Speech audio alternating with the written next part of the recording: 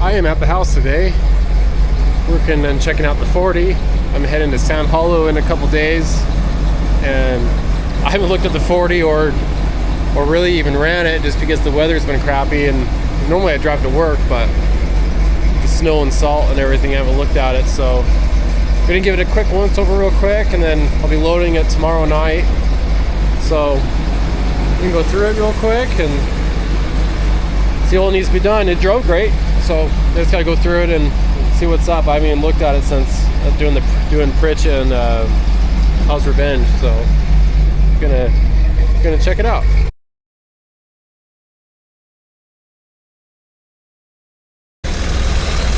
Okay, everything's looking good. Gotta get a new cap for my power steering though. I've tried 3 different ones and they keep leaking. But looking good. Oil pressure down in here is good. Get that in there. Good. I run a manual gauge on the block just in case the electric sending unit for the autometer goes bad. So autometer's in here. But so that's always kind of nice to have, just to know. Everything's looking good. All the tie rod ends are feeling tight, so it's good. But I was going up Son of Rock pile. Actually, I don't know where it was at. Oh yeah, right there. Touched my fender right there a little bit, and it kind of kinked it. So here in a sec, I'm gonna pull a tire off. I'm gonna get that going and make that look better. It's just kind of leaning on me. So that going. Everything's looking good. Everything in the back end's looking good. So all the work I did to it before Pritchett is looking good. I sprung over the rear for Pritchett and everything. My rear springs were getting kind of tired, so sprung it over and built the anti-wrap bar and everything in there. So that's looking good. Yeah, before I was sprung under. The front's still sprung under, but before it was sprung under in a 3-inch lift, so my springs used to be like down here in the shackle, so I would be going up things or coming off things. I kept inverting my shackles really bad, so now that it's sprung over, it alleviate a lot of that problem. And with the anti-wrap bar up there now, kind of impossible to invert them now, so that'll be good. Well, and it did work good. It worked awesome on Pritchett, so the back rides like butter now, so I love it. So the front is going to stay sprung under, so it's kind of a mix of the two, and it's really stable. So the front's nice and stable, and the back, articulates really well. And then yesterday I actually ordered Alcans for the front of this, so that'll be good. It's got Old Man Emus in it right now, which I really do like. They've worked really well, but they're just a 2.5-inch lift, and then I've had to run a longer shackle, so I'll be able to have a 4-inch lift spring in there now, and then I can go back to a shorter shackle. Then won't be dragging the spring down in the rocks as bad, and then it'll actually articulate a lot better also. So yeah, fix this fender and check a couple things, check oil, check coolant, and then yeah, she's about ready to go. So I mean, it's still aired down from Pritchett, so get a little Pritchett and House Revenge. So get those aired up, and then if the weather and everything's good tomorrow, I'll drive down to work. So yeah, get a couple things done.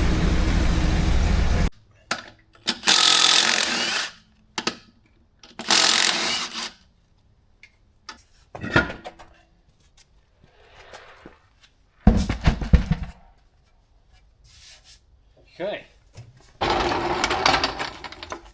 Good piece of glue. Okay.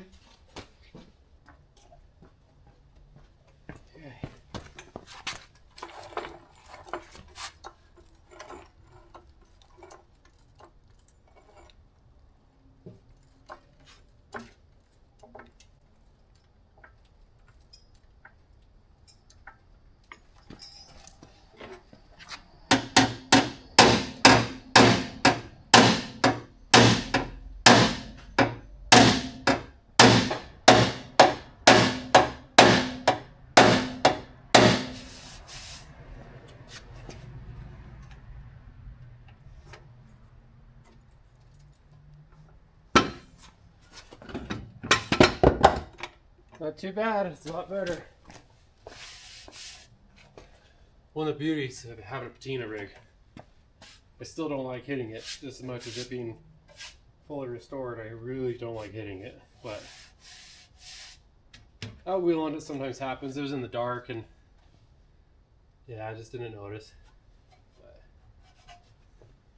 just gotta put the tire back on and go from there. Speaking of tires, I've been running these Kendas on here since early summer in 2025, and man, I honestly can't be happier with them. They're pretty dang good, and I love the sidewalls on them. The sidewalls are super aggressive, and it's about time to flip them.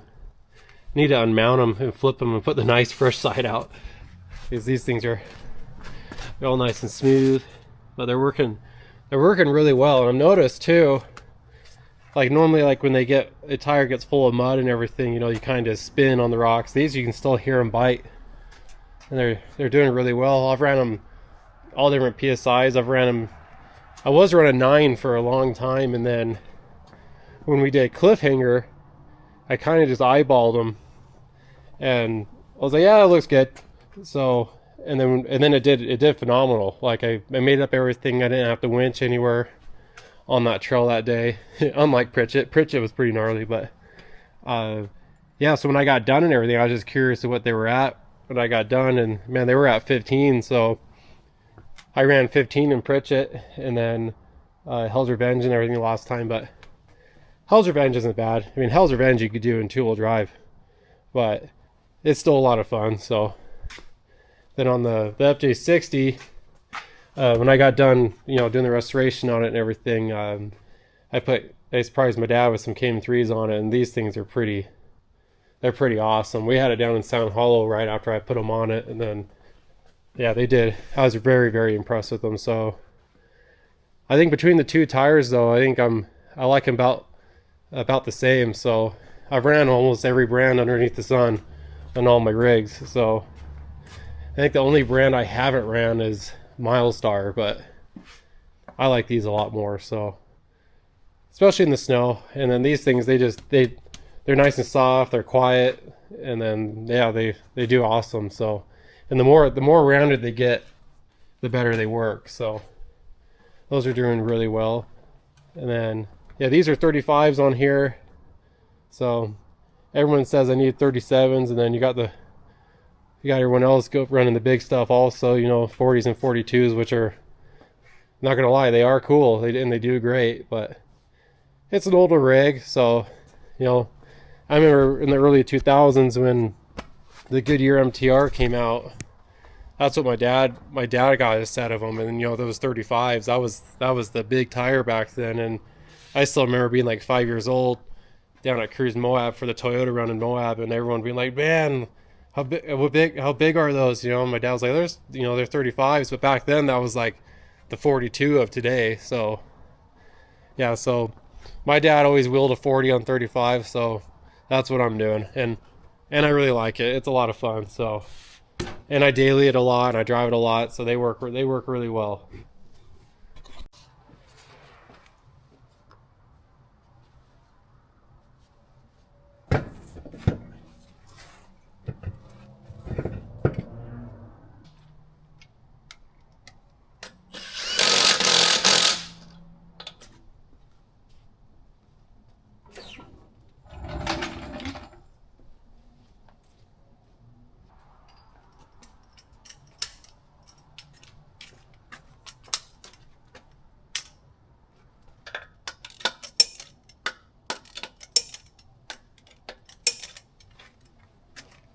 Yeah, may as well check them all.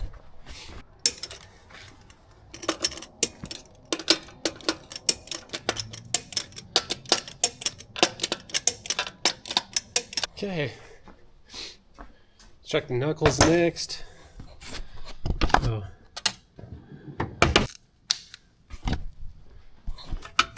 Yeah, that one's all good. On a Toyota in here, you have shims underneath here for your clearances. So I always like to check them with the torque wrench just to make sure they're keep all eight the same.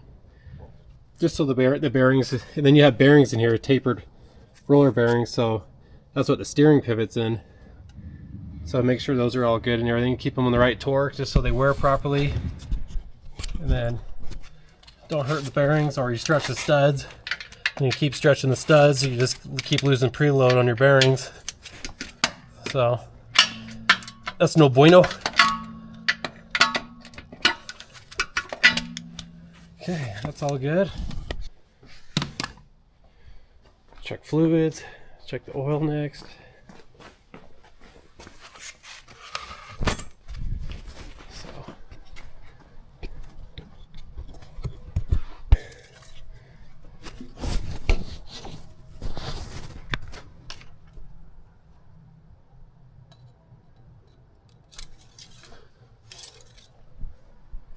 She is good.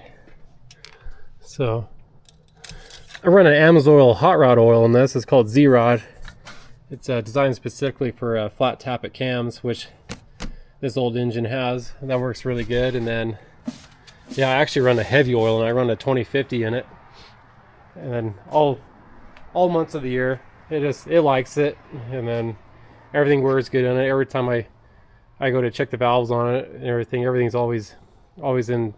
Well, last time actually I put a year on it without even checking the valve lashing and everything, and I checked them and it was perfect. So yeah, it's good oil and everything is squeaky clean. Here somewhere. There we go. No, it probably doesn't look the best in the camera, but it's working for me. So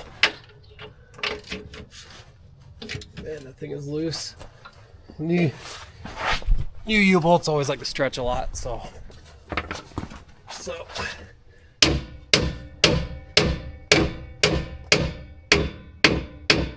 there we go. Yeah, tighten this bad boy down. That is really bad. Ah, there she goes.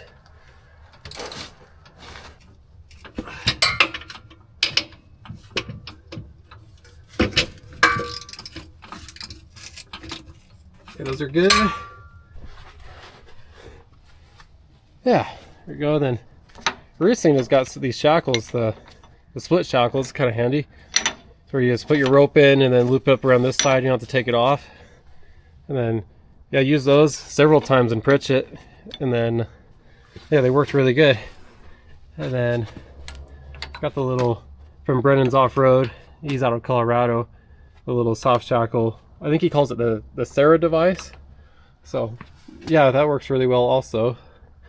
And then, but yeah, everything's checking out. Found the loose U-bolts.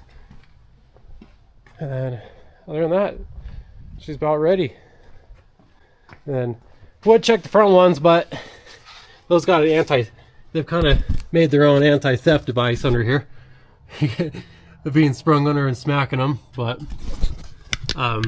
Mana Free Off-Road, they actually make a U-bolt flip kit. I'm gonna install on this when I get the new leaf springs from Alcan. But Alcan's very, very busy with springs right now, so it's gonna be about 5 weeks till I have them. But in the meantime, the OMEs are doing just fine. They've gotten me a long way, so everything's looking good. Just gotta air up the tires, and then she's ready for Sound Hollow. Okay, so it is the next morning, and then I'm heading into work. So drive her down, see how she does, and should all go smooth, and then load it up tonight.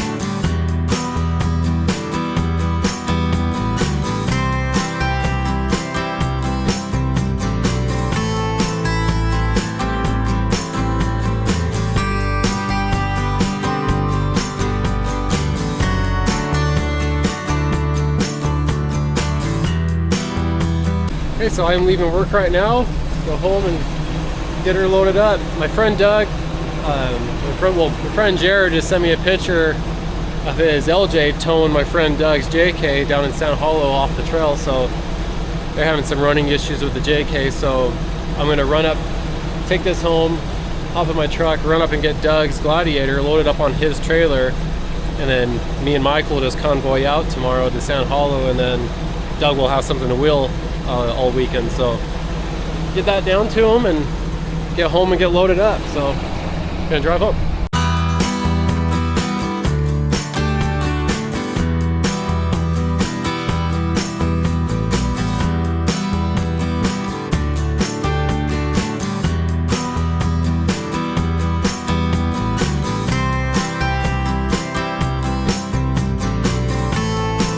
Okay, so me and Michael just ran up and got Doug's Gladiator and everything, and then Doug was okay with us just driving it down. So Michael's gonna drive it while I tow the Land Cruiser down, and then so he's just gonna come down tomorrow night when he gets off work, meet up with me in Spanish Fork, and then head out. So yeah, Doug's Gladiator is pretty awesome. So get this thing out to him and take it along for the ride. Have a good night.